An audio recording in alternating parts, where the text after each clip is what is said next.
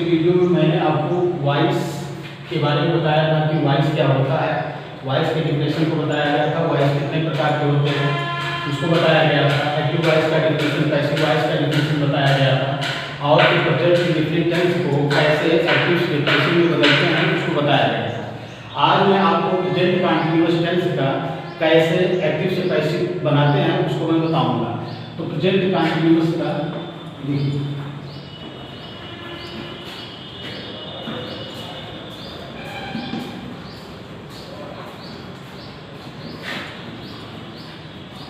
Present continuous में active voice में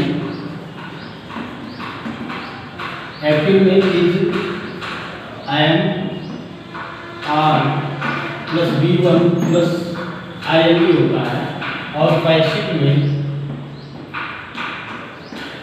is am are plus B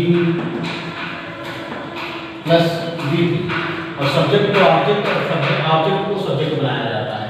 फिर भी सुन लीजिए, थोड़ा इसके बारे में समझ लीजिए। एक्टिव वॉइस का जो सब्जेक्ट होता है, एक्टिव वॉइस का सब्जेक्ट या तो डूअर होता है, डूअर या फिर लिविंग होता है। एक्टिव वॉइस का सब्जेक्ट या तो डूअर होता है या लिविंग होता है। और पैसिव वॉइस का सब्जेक्ट जो होता है, ये सब्जेक्ट हो गया। पैसिव वॉइस का सब्जेक्ट नॉन डूअर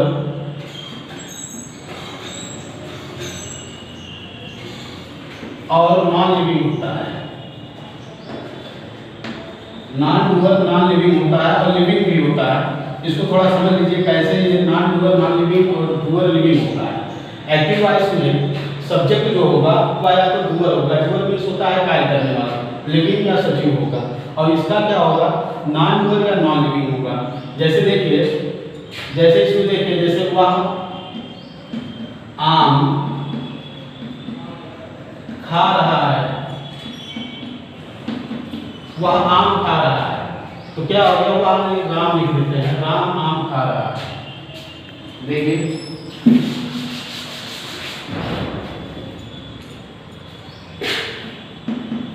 राम आम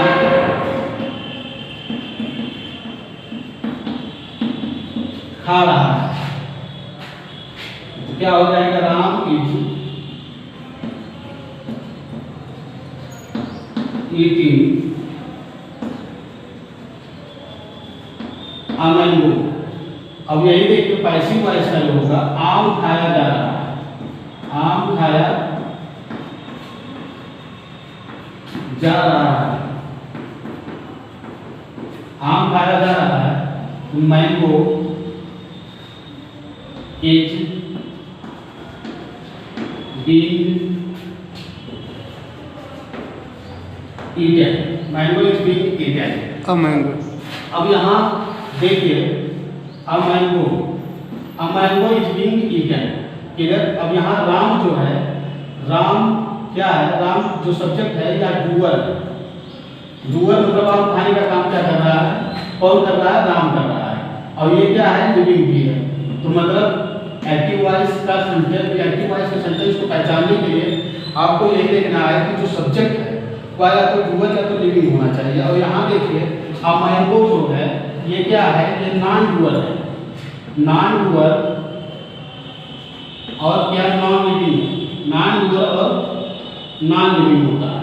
और ये कभी कभी लिविंग भी होता है, लिविंग 10% होता है। जैसे देखो, राम को पीटा जा रहा है, राम को पीटा जा रहा है, तो यहाँ राम को पीटा जा रहा है, पीटने वाला है नहीं, तो वो क्या हो गया, वो लिविंग है लेकिन डूअर नहीं है।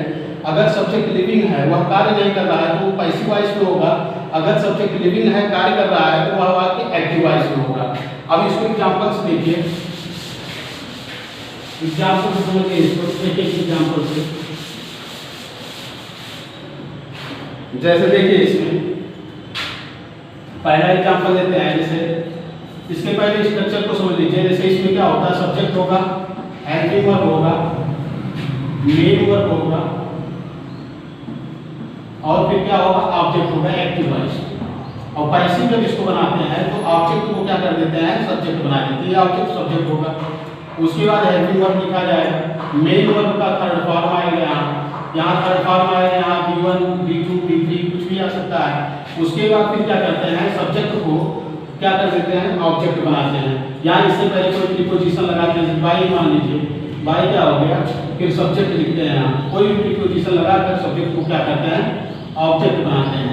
तो इस प्रकार से एक्टिव से पैसिव में चेंज करते हैं। एग्जाम्पल्स देखिए इसको, जैसे देखो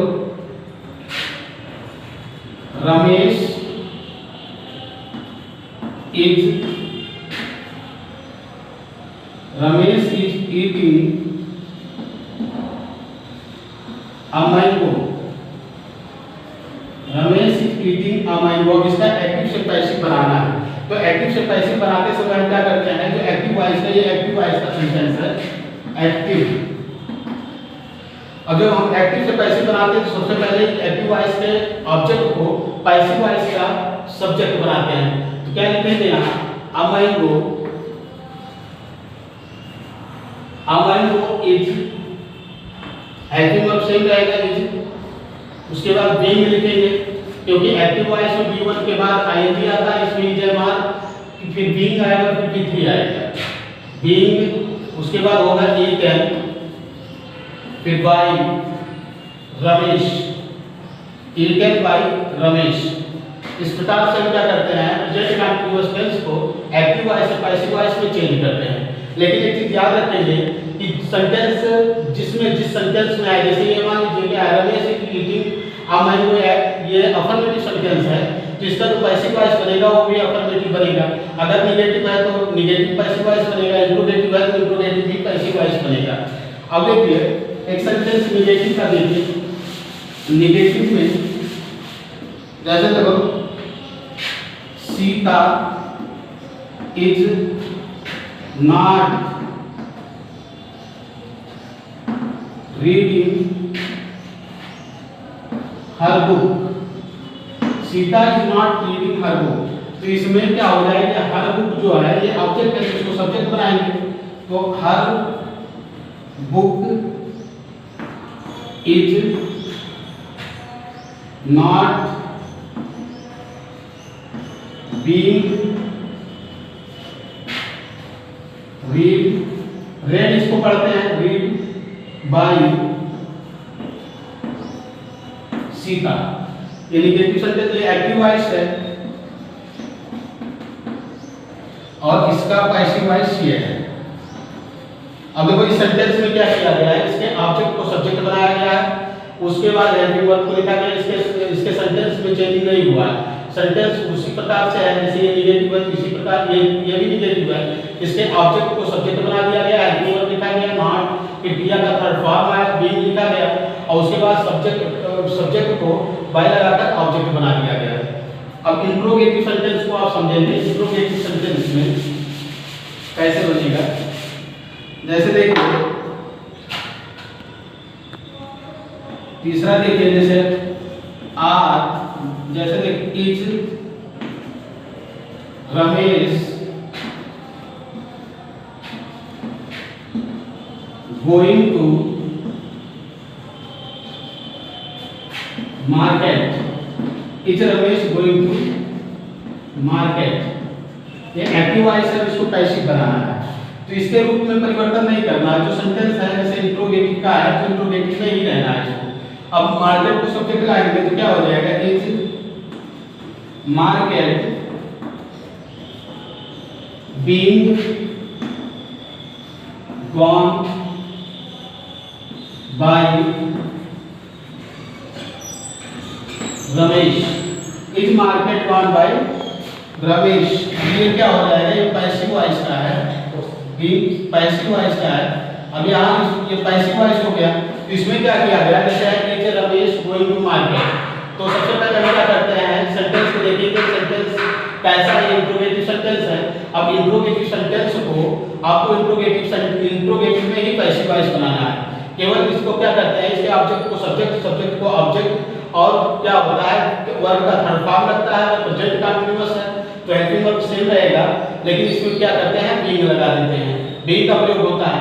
अब यहाँ देखो मार्केट पहले इज लिखा गया, फिर ऑब्जेक्ट को सब्जेक्ट बनाया गया, बीइंग, फिर B3 आया, फिर बाय लगाकर सब्जेक्ट को ऑब्जेक्ट बना दिया गया। अब देखिए एक सेंटेंस और देखिए इसमें, चौथा जो है, जैसे देखो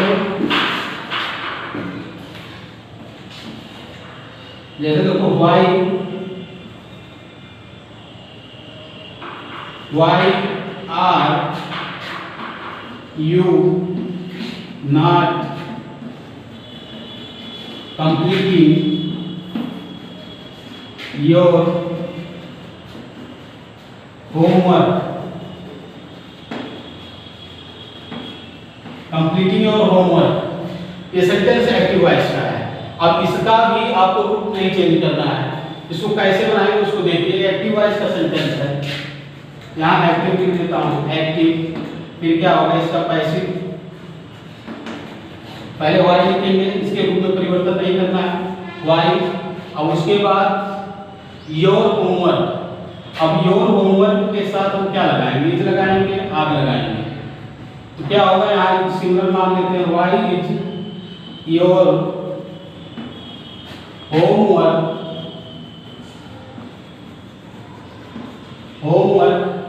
not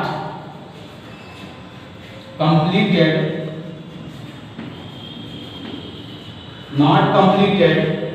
by you, not completed by you। इस प्रकार से इसका क्या करेंगे, पैसिव बनाएंगे। सेंटेंस को देखिए, जैसे why are you not completing your homework। अब इसको आपको पैसिव में चेंज करना है, तो सेंटेंस इंट्रोगेटिव है, WH फैमिली से है, तो इसको हम क्या करेंगे, इसके रूप में परिवर्तन नहीं करेंगे, इसका रूप उसी प्रकार रहेगा। इसके सब्जेक्ट को ऑब्जेक्ट, ऑब्जेक्ट को सब्जेक्ट, और जो वर्ब चेंज करना होगा वही करेंगे।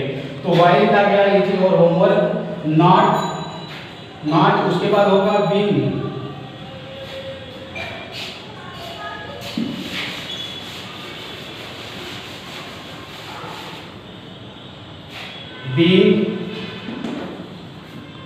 completed, not being completed by you। इस प्रकार बनेगा, being का प्रयोग होगा। अब देखिए एक और सेंटेंस देखिए,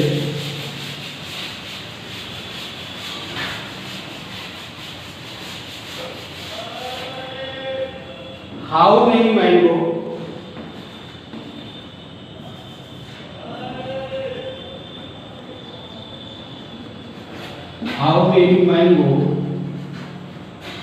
are you mangoes how many mangoes are you eating, how many mangoes are you eating। और इसका पैसिव कैसे बनाएंगे उसको ध्यान से देखिए। तो इसमें क्या होगा, इसको एक्टिव वॉइस का है, इसको पैसिव में चेंज करेंगे, जैसे हाउ मेनी mangoes, उसके बाद हो जाएगा आर। अब यहाँ देखिए ये ऑब्जेक्ट तो यही है, लेकिन इसके साथ आया है क्वेश्चन वर्ड के साथ, तो इसको लिखना पड़ेगा, क्योंकि प्रूफ इसका गड़बड़ हो जाएगा, उस पार्ट में रहेगा नहीं। तो यहाँ हाउ मेनी मैंगोज आर, उसके बाद हो जाएगा eaten, are being eaten by you, are being eaten by you. एक सेंटेंस को और देख लीजिए, जैसे देखो इस सेंटेंस को रूप का प्रयोग जो होता है उसको देखो,